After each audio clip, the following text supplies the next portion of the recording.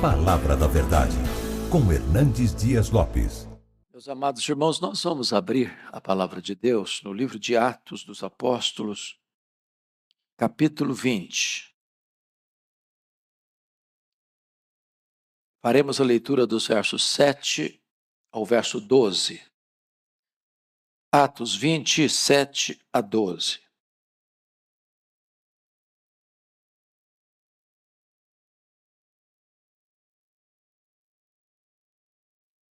Está escrito: no primeiro dia da semana, estando nós reunidos com o fim de partir o pão, Paulo, que devia seguir viagem no dia imediato, exortava-os e prolongou o discurso até a meia-noite.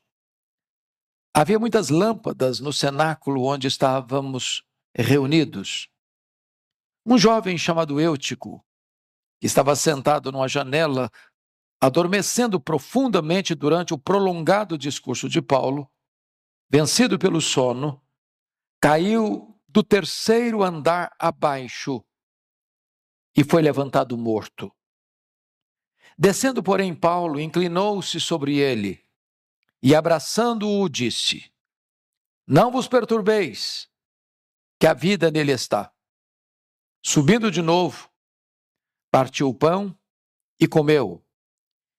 E ainda lhes falou largamente até ao romper da alva, e assim partiu.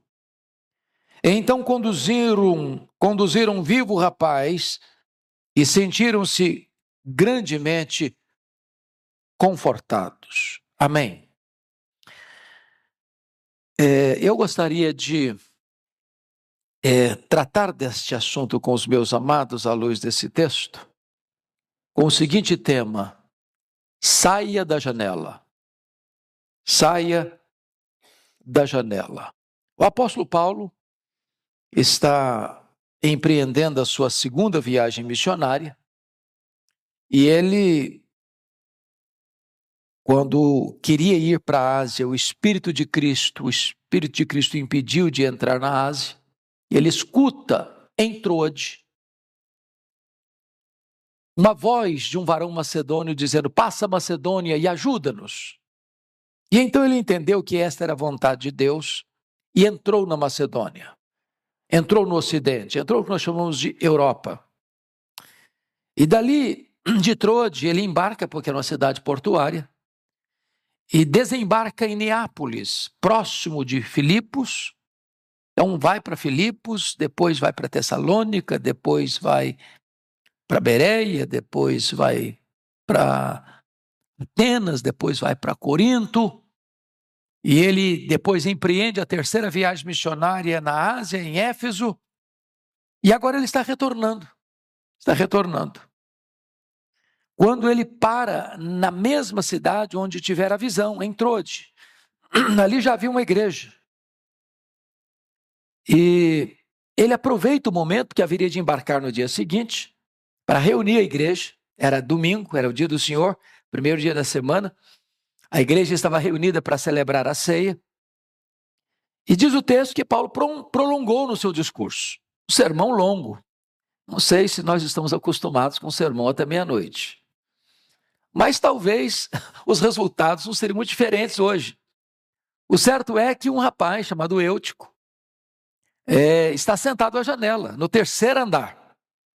Já é um grande risco.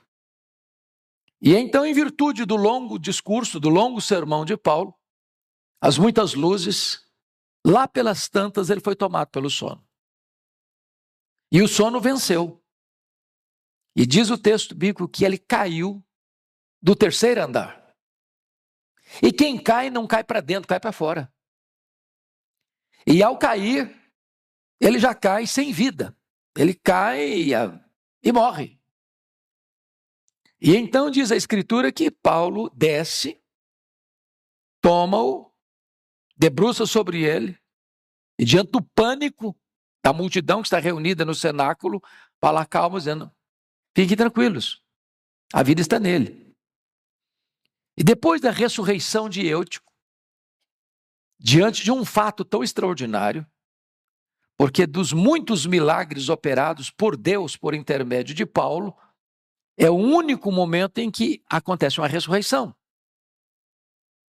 no ministério de Paulo.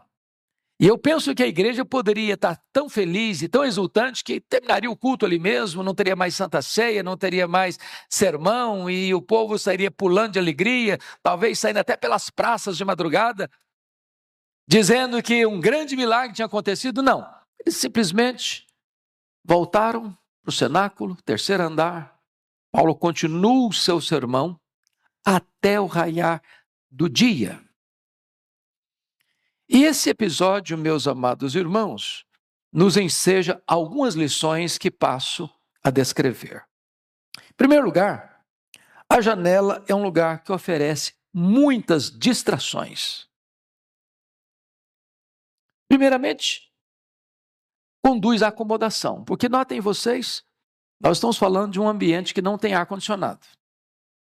Nós estamos falando de um ambiente que o clima é quente. Então, estar na janela é um lugar de ar mais fresco.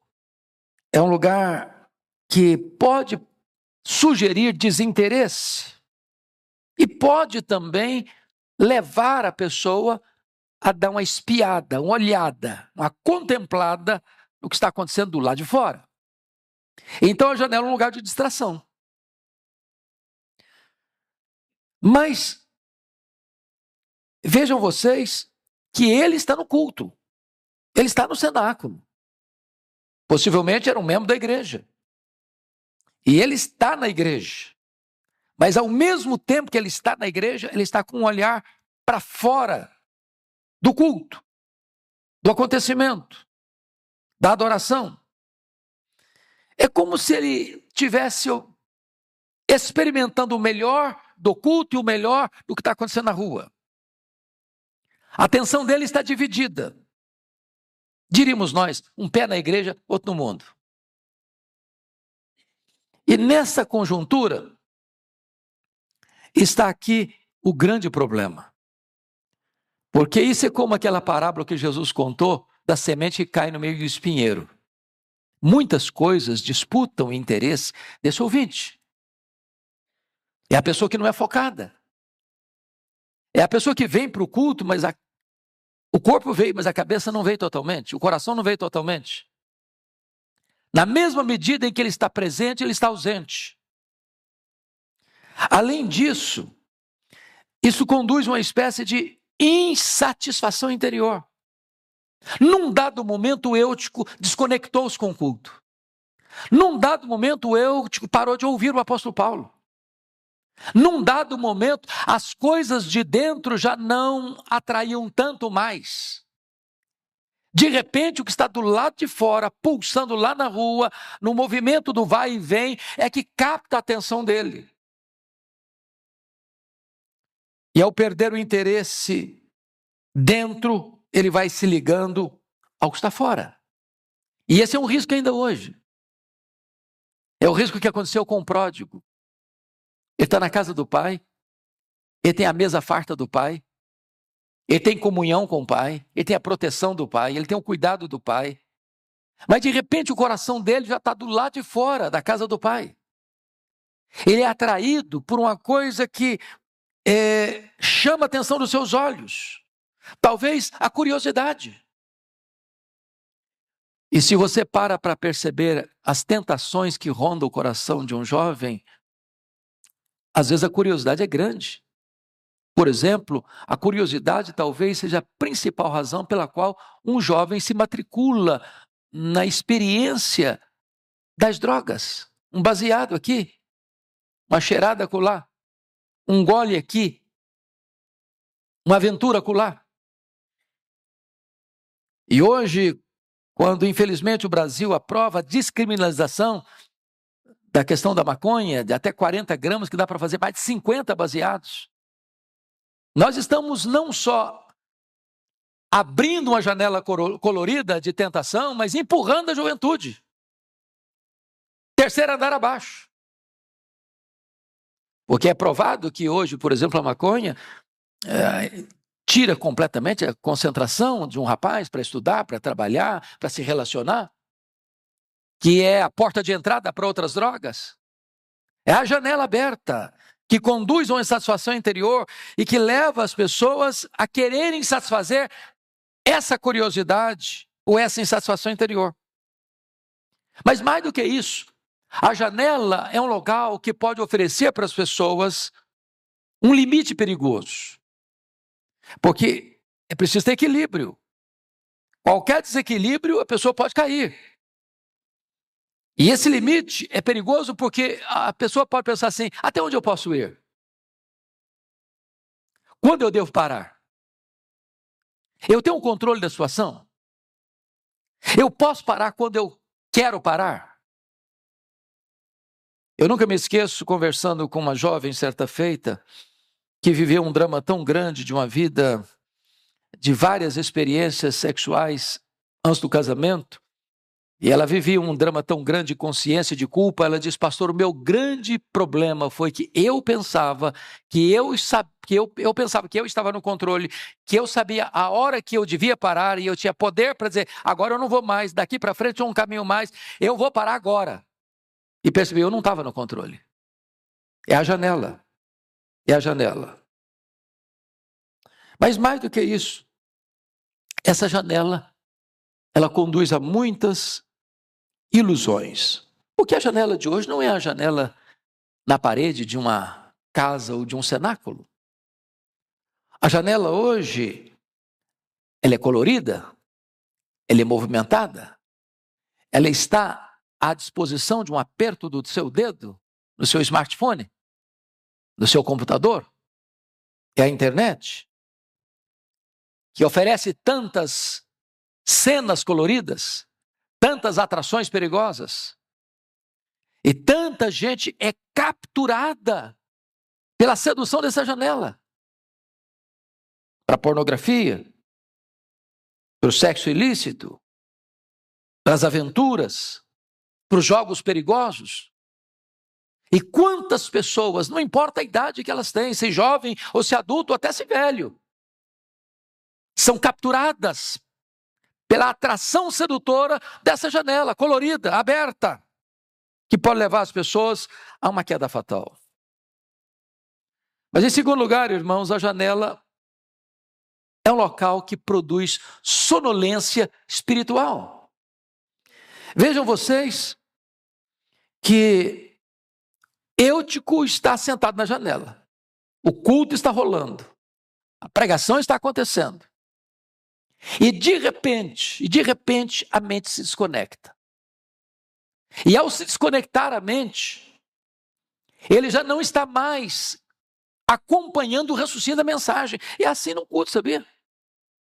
Às vezes a pessoa está aqui no culto, está lá olhando, você pensa até que a pessoa está prestando atenção. Está nada. Ela já está no outro canal. Ela já está viajando. Ela já não está escutando mais nada. O pensamento voa, a imaginação corre. E essa falta de vigilância abre uma avenida de tentação. Como a tentação de Sansão, que olha, que vê, já não escuta mais conselho de pai e mãe, que não escuta mais as orientações de Deus. Essa janela, mais do que isso, oferece uma espécie de preguiça diante dos desafios da vida. Como as 10 virgens, 5 delas imprudentes, estão lá apenas com figurino de crente, com cacuete de crente, com jargões de crente, com aparência de crente, mas não tem mais nada. É apenas fórmula e forma e nenhum conteúdo. A janela aberta pode ser aquela tentação da fraqueza nas tribulações, como Pedro, que dormiu na hora da mais titânica batalha da vida. Ele dorme. Porque não percebe a gravidade da situação, ele não percebe a urgência do momento, ele não tem discernimento do que está acontecendo. E então, diz a Bíblia, que Eutico dormiu, e ao dormir, ele caiu da janela do 3º andar e morreu. Mas talvez você pergunte assim, mas por que Eutico dormiu? Em primeiro lugar, porque num dado momento, ele perdeu o interesse nas coisas de Deus. Meus irmãos, o diabo é muito sutil e o mundo é muito atrativo. O mundo é o sistema. E há muitas coisas atrativas. E o diabo, que conhece depois de Deus, talvez é o que mais nos investiga. Ele sabe o nosso calcanhar de Aquiles, ele sabe o ponto vulnerável, ele sabe onde chega, ele sabe por onde tenta entrar numa brecha.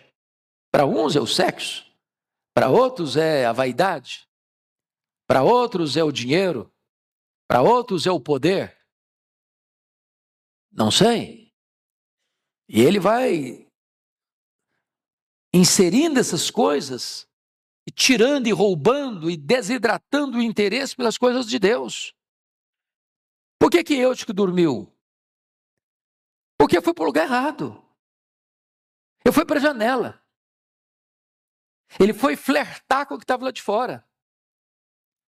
Ele foi dar uma espiada no que estava acontecendo na rua. De repente, as coisas de Deus já não atraíam todo o seu interesse. Por que ele dormiu? Porque ele perdeu o fervor. É como aqueles discípulos, Pedro, Tiago e João, no Monte da Transfiguração. O milagre está acontecendo ali, a glória de Deus está descendo ali, o rosto de Jesus está brilhando, as vestes de Jesus estão resplandecendo, Moisés e Elias aparecem em glória, é glória demais, é o céu descendo à terra, mas eles estão desconectados, estão com sono, estão dormindo.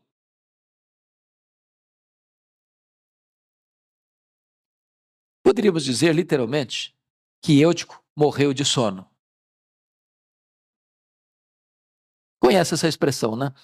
Fulano morreu de sono. Ele morreu literalmente de sono. Ele caiu da janela.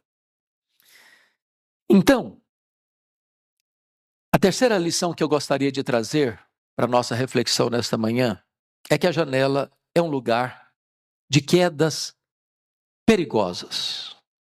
Quem cai, cai para fora. Já percebeu isso? Dificilmente você vê uma pessoa na janela e cai para dentro, cai para fora. E quantas janelas, meus amados irmãos, podem levar a quedas terríveis? A Bíblia diz que um dia Davi estava passeando no terraço do seu palácio. E talvez, da janela da tentação, ele viu uma mulher. Apenas viu. E ele foi fisgado pela concupiscência dos olhos.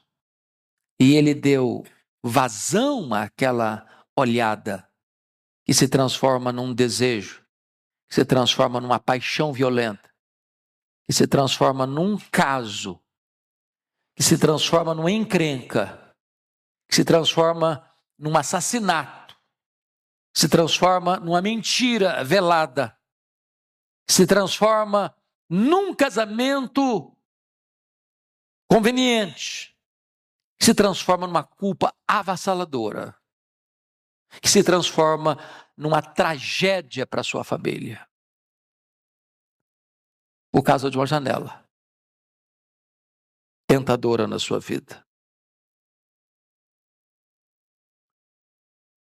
Cuidado com a janela. Fuja da janela. E eu tenho certeza que você sabe do que eu estou falando. Cada um de nós aqui pode ter uma janela diferente, de tamanho diferente, de paisagem diferente, de cores diferentes, de apelos diferentes. Cuidado. Fuja dessa janela. O texto diz que Eutico caiu e morreu. Há muitas quedas. E nós somos frágeis, sabia? Nenhum de nós aqui, por mais experiente que seja, por mais consagrado que seja, por mais tempo de igreja que tenha, pode bater no peito com soberba, dizendo, isso eu nunca vou fazer, esse pecado eu nunca vou cometer, eu jamais vou cair, eu sou blindado de qualquer risco de queda espiritual. Se o Senhor não segurar firme a nossa mão, nós tropeçamos. Quem nos segura é Ele. Quem nos sustenta é Ele. Mas cabe-nos fugir das janelas perigosas. Há muitos jovens feridos, há muitos homens feridos, há muitas mulheres feridas, há muitos crentes feridos. Eutico caiu, Eutico morreu, porque ele não ouviu. Eu imagino que o apóstolo Paulo, que tinha passado por Troade, e passado por Troade talvez mais de 5 anos. Ele passou 1 ano e meio em Corinto, ele passou 3 anos em Éfeso. Nós não sabemos exatamente o restante do tempo que ele passou nas outras cidades, mas foi pouco tempo. Então, era uma igreja que estava saudosa do apóstolo Paulo, era uma igreja que estava ávida de ouvir a palavra de Deus, é uma igreja que eu imagino que dá dizendo para Paulo, Paulo, não termina o sermão não termina não, Paulo, continua mais, fala mais. Ô Paulo, nós queremos ouvir mais, e chegou meia-noite e o povo quer mais, mas alguém naquele culto não quer mais. Alguém naquele culto não quer mais ouvir, ou alguém naquele culto não tem mais capacidade de ouvir. Alguém naquele culto está na janela e o sono chega porque ele se desconecta com o que está de dentro e agora ele não tem mais outra opção a não ser se render ao sono e por causa do sono ele cai e ele morre. Quantas quedas hoje? Quantos fora da igreja hoje? Quantos que estão na igreja hoje mas estão dormindo? Desperta, ó tu que dormes! Quantos que já caíram e quantos que já estão mortos. Mas, finalmente, em último lugar, a janela é um lugar para ser abandonado. O que eu acho bonito, pastor Arival, nesse texto, é que Paulo não acusa a igreja, nem mesmo passa um sermão no Eutico, depois que ele ressuscita. Não consta isso. Em vez de Paulo censurar, em vez de Paulo criticar, em vez de Paulo acusar, em vez de Paulo botar uma tonelada de culpa sobre o rapaz depois de ressuscitado, Paulo age. E Paulo demonstra o poder da ressurreição. Primeiro, Paulo desceu. Veja você comigo, versículo 10. Descendo, porém, Paulo inclinou-se sobre ele. O Eutico só se levantou porque o Paulo desceu. Tem hora que nós precisamos descer aos que caíram para socorrê-los. É triste quando você vê uma cena de alguém resvalando os pés e caindo, alguém numa janela e caindo, todo mundo começa a apedrejar. Todo mundo começa a massacrar ainda mais. Às vezes a impiedade daqueles que não caíram com os que caíram é um ato que não revela graça. Nós não podemos ser um exército que massacra e mata ainda mais os que caíram e estão feridos. Paulo desceu. Segundo, Paulo se inclinou sobre ele. Isso é um gesto de misericórdia, de compaixão, de identificação para ajudar quem está caído. Quando você lê no livro de Reis, 2 vezes, a história de Elias e de Eliseu, que lida com o menino morto, semelhante ao que Paulo está fazendo com Eutico, que eles se inclinaram, que eles se envolveram, que eles não ficaram distante, censurando ou sentindo asco daquele que caiu, daquele que morreu. A igreja é uma comunidade terapêutica. A igreja é um lugar de cura. A igreja é um lugar de vida.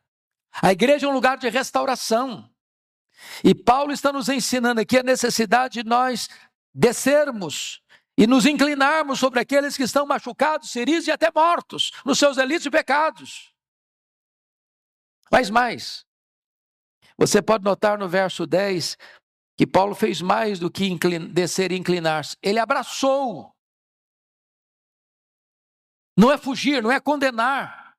Abraçar. Não é fácil abraçar um defunto. Mas Paulo fez isso.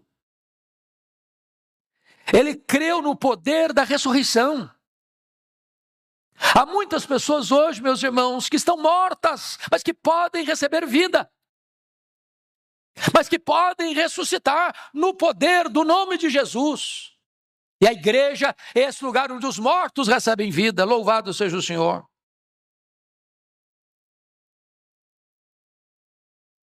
Quando o profeta Ezequiel, no seu ministério, foi chamado para olhar a cena do povo de Deus, do povo de Israel, ele foi conduzido para um vale de ossos sequíssimos. E lá na cena tem duas coisas. A primeira coisa, ele foi levado para o centro do vale. Depois ele foi chamado a andar ao redor do vale. Ou seja, é preciso ter uma visão completa, plena, do centro, da periferia, de todos os ângulos, por todos os lados, do que está acontecendo. E quando ele olha, ele vê um vale de ossos sequíssimos. E a pergunta que lhe foi feita é essa: filho do homem, poderão reviver esses ossos? E a resposta dele foi: Senhor Deus, tu sabes. Então profetiza. E na medida que ele profetiza, que ele proclama a palavra, esses ossos começam a mexer, esses ossos começam a reviver, e então o Espírito Santo entra e ali se levanta um exército. É possível que os mortos ressuscitem, é possível que haja vida aonde agora reina a morte. Esse é o nosso ministério. Agora me permita dizer algo a você aqui nesta manhã. Quem sabe você que está aqui, e você que está nos assistindo, é a pessoa que caiu da janela.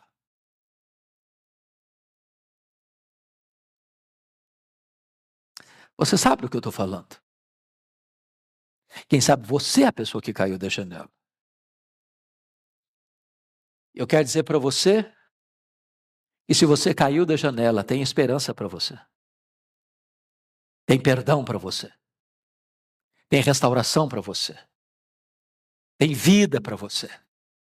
Hoje você pode trazer a esperança, à sua memória, aquilo que vai lhe dar esperança. E a Bíblia diz que se você confessar os seus pecados, Deus é fiel e justo para perdoar os seus pecados e limpar você e purificar você de toda a injustiça. Mas eu quero terminar dizendo que Paulo, depois desse extraordinário milagre, a ressurreição de um jovem, poderia dizer: meus irmãos, o culto está terminado. Eu acho que aqui é o ápice da noite. Não tem mais nada mais interessante a acontecer aqui hoje. Qualquer continuação seria um anticlímax, mas não foi o que ele fez, não. Você pode ler o verso 11 comigo? Vamos ler juntos o versículo 11, por favor? Subindo de novo, partiu o pão e comeu, e ainda lhes falou largamente até o romper da alva, e assim partiu. Eu acho extraordinário, porque Paulo continuou na igreja, Paulo celebrou a ceia, continuou na missão da igreja, Paulo continuou a pregar, e ele continuou anunciando a palavra de Deus. Não tem nada mais importante na vida da igreja do que o culto, irmãos. Que é o culto. Essa igreja podia sair gritando pelas ruas de Troade. Um milagre aconteceu, um milagre aconteceu, um milagre aconteceu. Paulo poderia partir dali, fazer do seu ministério um local de testemunhos dos milagres. Eu chegava na igreja e falava: gente, eu quero contar um milagre, eu quero contar um milagre, eu quero contar um milagre. E era grande o milagre. Não. Milagre traz glória para Deus, mas o milagre não é um substituto do evangelho. O Evangelho é o grande milagre de que Deus se fez homem, de que o Verbo eterno se encarnou, de que o autor da vida morreu na cruz e ressuscitou, e voltou para o céu e vai voltar para buscar a sua igreja. O Evangelho é Jesus. O milagre é testemunho do poder de Jesus. E o versículo 12 nos diz que conduziram vivo o rapaz e sentiram-se grandemente confortados. Os jovens precisam reviver e a igreja pode ser confortada com a ressurreição dos que estavam mortos e agora receberam vida em Cristo Jesus. A palavra que eu tenho a você nesta manhã é esta: saia da janela. Fuja da janela. Foque o seu coração e a sua mente no que Deus está falando ao seu coração. Que Deus nos ajude. Amém.